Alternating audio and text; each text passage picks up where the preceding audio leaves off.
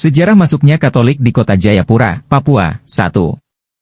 Awal misi Katolik di Papua. Misi Katolik di Papua dimulai pada awal abad ke-20. Sebelum itu, wilayah Papua, termasuk Jayapura, telah dikunjungi oleh beberapa misionaris Protestan. Namun, misionaris Katolik baru datang pada awal tahun 1900-an. Salah satu kongregasi Katolik yang terlibat aktif dalam misi di Papua adalah Misionaris Hati Kudus Yesus, MSC.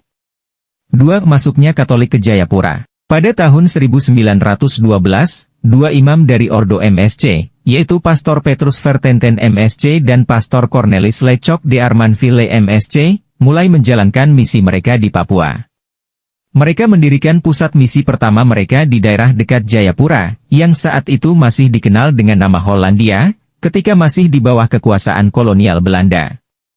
Pastor Cornelis de Armanville dikenal sebagai salah satu pelopor utama penyebaran agama Katolik di bagian utara Papua. 3. Pengembangan misi Katolik di Jayapura. Setelah Perang Dunia Kedua, sekitar tahun 1945, misi Katolik di Jayapura semakin berkembang, terutama dengan kedatangan lebih banyak misionaris dari Eropa, khususnya Belanda. Mereka membangun sekolah-sekolah, rumah sakit, dan gereja-gereja untuk mendukung perkembangan komunitas Katolik di wilayah ini. Dalam proses ini, Gereja Katolik menjadi salah satu kekuatan sosial dan pendidikan yang signifikan di Jayapura. 4. Peran misionaris dalam pendidikan dan kesehatan. Peran misionaris Katolik dalam pendidikan dan kesehatan menjadi faktor penting dalam penyebaran agama di Papua. Mereka mendirikan sekolah-sekolah yang memungkinkan anak-anak lokal untuk menerima pendidikan dasar. Di samping itu, pelayanan kesehatan yang disediakan oleh misionaris juga membantu meningkatkan taraf hidup masyarakat setempat dan menjadikan gereja Katolik lebih diterima. 5. Pengaruh politik dan sosial.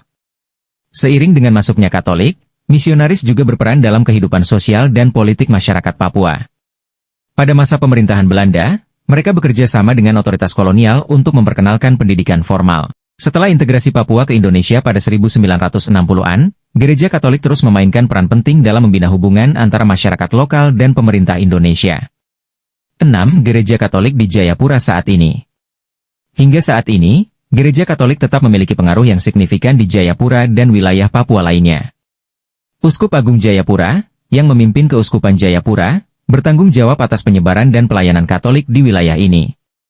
Selain itu, Gereja Katolik masih aktif dalam mendukung pembangunan pendidikan, sosial, dan kesehatan di Papua. Secara keseluruhan, masuknya agama Katolik di Jayapura adalah bagian dari proses misionaris yang lebih luas di Papua, dengan fokus pada pendidikan, kesehatan, dan pelayanan sosial.